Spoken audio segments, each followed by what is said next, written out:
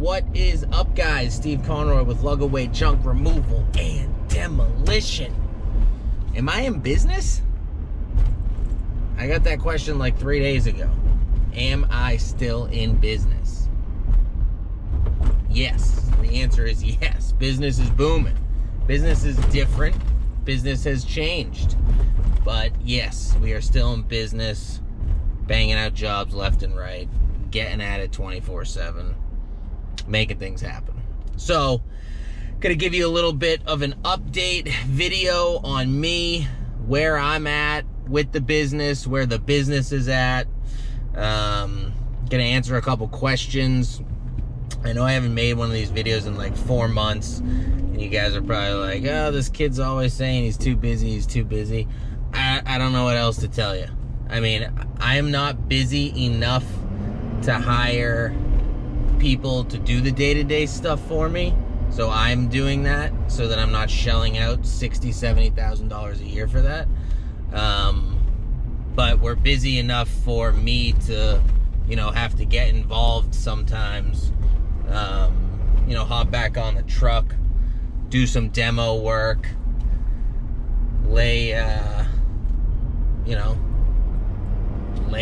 don't know what I'm saying. Just lay down the law sometimes, Go to a job and just fucking lay the law down. So, yeah, that's where I'm at. Just super, super busy. A lot of highs, a lot of lows. I don't know if we can really call the busy season like the busy season anymore. Obviously, it's more busy than winter, but there's still some slumps that you come across, and then there's these crazy peaks that you're just like, this is insane, we did this much in sales this month. So we've been at the very least doubling sales from last year, and at the most we've quadrupled 3 months in a row sales from last year this year, which is great. So I currently have the 3 trucks. I got my F350 still. I got the switch and go, obviously. I got the 4 dumpsters with that. And I have the JRA truck, which I'm going to do a walk around video for you guys at some point. But, that thing is just, it's always working, which is good.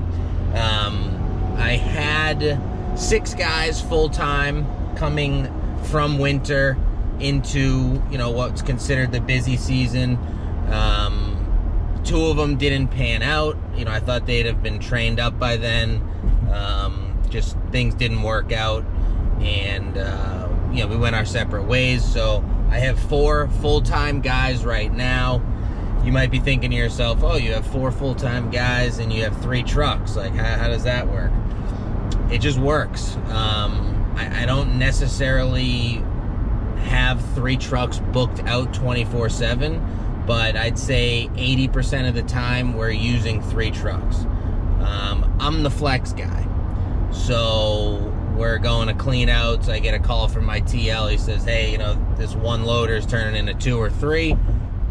I get in the truck, I head out there, or I'm already out there with them because we anticipated it being more. There's a lot of flexibility you have having that 1 extra vehicle.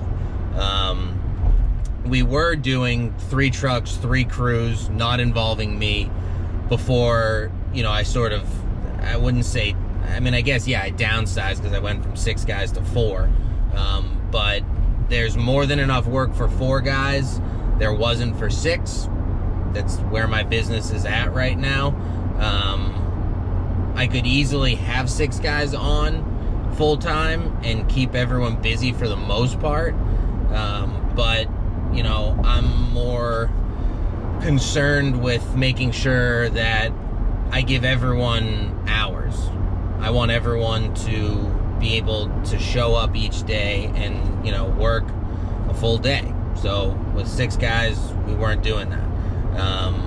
Guys need to come in when we have huge weeks. Like last week was insane.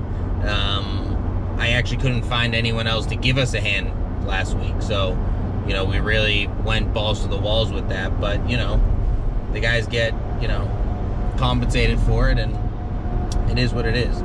So that's where we're at right now. Doing really, really well sales wise. Obviously, you know, with higher sales comes, you know, more dump fees, and there's another truck, there's more insurance, there's more car notes, there's more this, there's more that. So, you know, everyone, you know, looking to make a quick dime, saying, oh my God, he's quadrupling his sales. The expenses go up just as much as they were when, you know, we were doing 20, 30,000 a month. So, you know, it is what it is.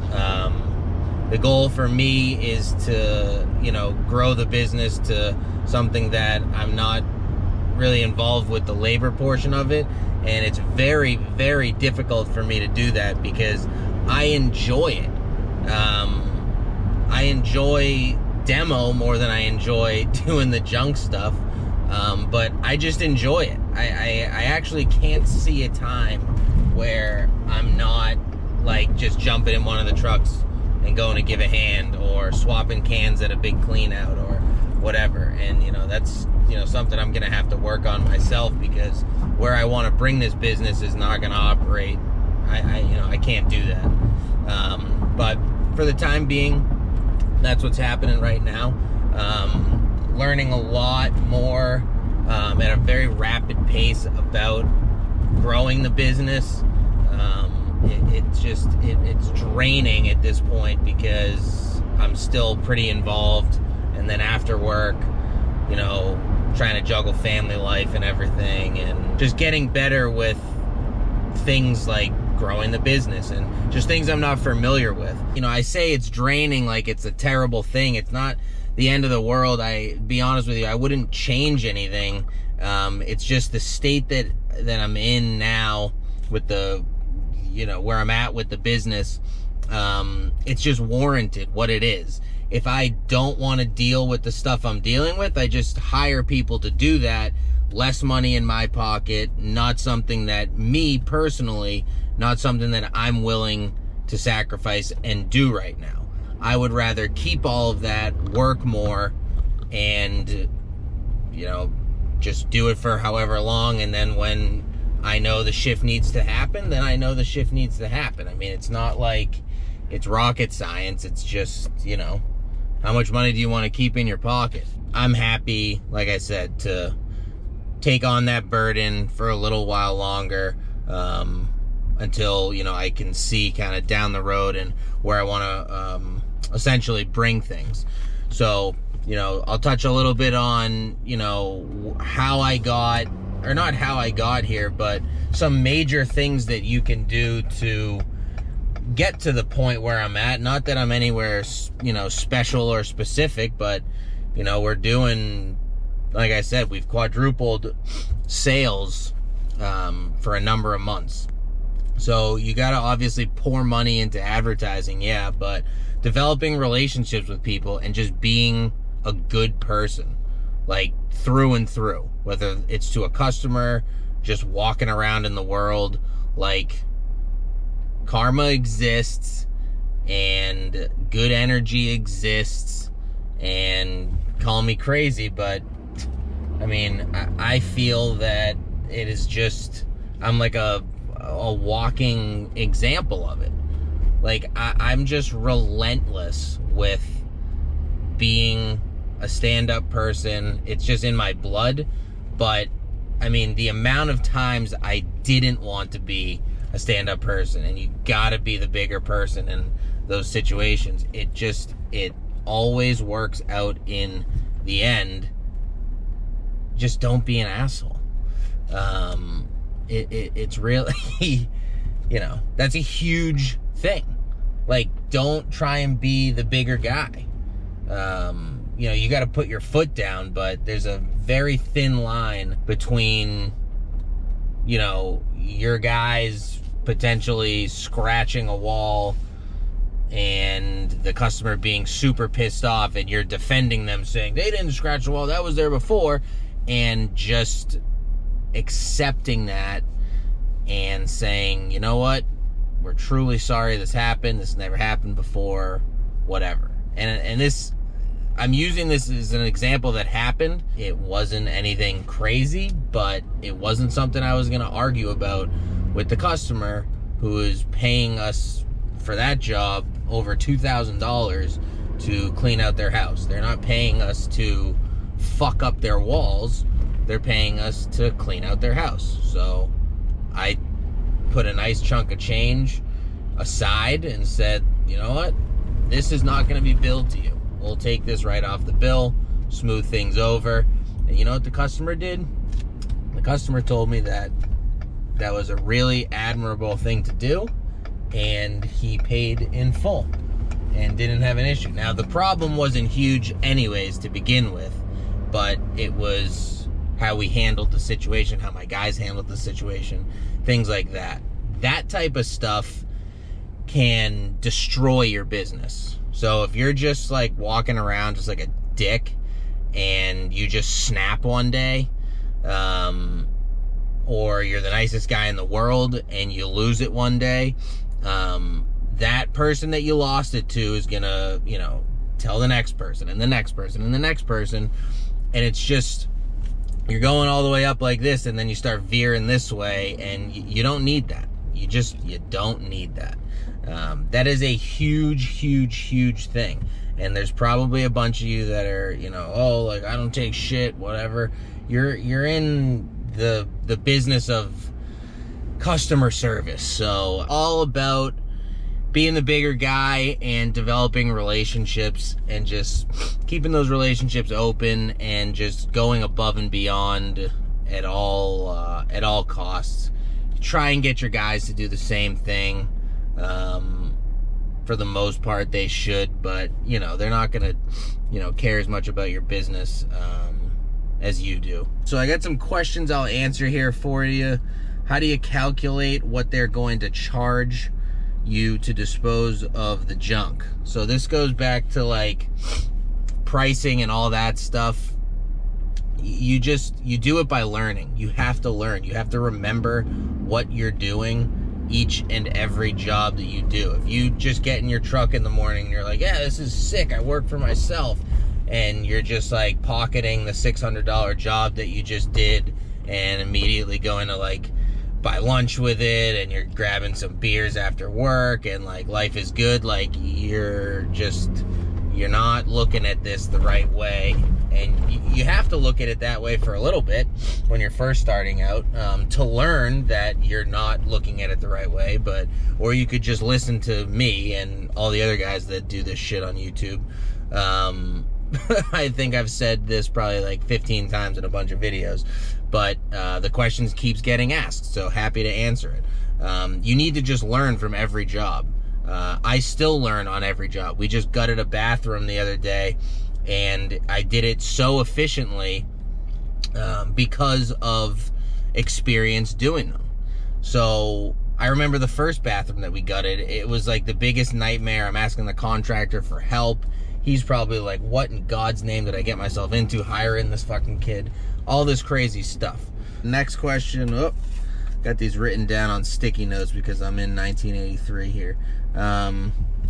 If having 3 to 4 trucks is the in-between phase of a stable business, is having 1 truck and 1 employee considered not very stable? Absolutely not. That couldn't be more opposite. And that's a great question. So I think I mentioned that in one of the videos. It may have been the last one I dropped about being like in the in-between phase. So that's what I'm considering myself to be in, is the tweener stage, which is like, I think 3 to 4 trucks. It could be 3 to 5 trucks. I have no idea. But just because you have 1 truck and 1 employee, or just 1 truck and yourself and a helper every once in a while, that doesn't mean that you're not a stable business. Stability in business is based on, not solely on profitability, but it's, can you keep yourself afloat? If you're not stable, then you can't pay your expenses with the money that is coming in, aka your sales. So if you lose money 7 months in a row, you might not have a stable business. But you could lose money 4 months in a row and have the other 9 be profitable, and you're all right. So again, it goes back to, you know, you just have to constantly be working towards something. You have to constantly be the junk removal guy. You have to constantly be the number cruncher. You have to wear all of these hats, and you have to wear them out. Is this guy not letting me come down here? Just want to show you guys where I'm at right now. Mirrors in, trying to get down this alley, and they expect me to find somewhere to park to give this estimate. No idea how that's gonna happen. Great. All right, that was what you would call a nightmare. Not even sure if we're gonna be able to do the job because this thing barely fit down the public alley, so I don't know where we're gonna put the truck because it's on Newbury Street in Boston, and get a parking permit, but that's not my call. So we'll probably end up doing that, but it's just a series of, you know, BS after BS, which I think is a constant theme that I always talk about. You just got to learn how to handle that stuff. Comes with growing the business. Just got off the phone with one of my TLs. The job that they just got to is way more than anticipated. Horrible access. Can't find anywhere to park. Of course, it's in the city of Boston. So it's just something that we're constantly dealing with. So I'm deploying another truck team to him. And I have to go and finish doing some of these estimates that I have scheduled. So you just find a way to make stuff work. If you're having problems and shit's going sideways, as much of a bad thing that is, if you can look at it as like a good thing, like shit's going sideways because you're so busy, you know, it's just a different way to look at things, a more positive way to look at things. So that's kind of that. I got a lot of stuff I got to do right now, so I am going to sign off. Questions, comments, concerns, leave them in the comments section. Thankful for you guys to be sticking with me. More videos to come soon. Talk soon.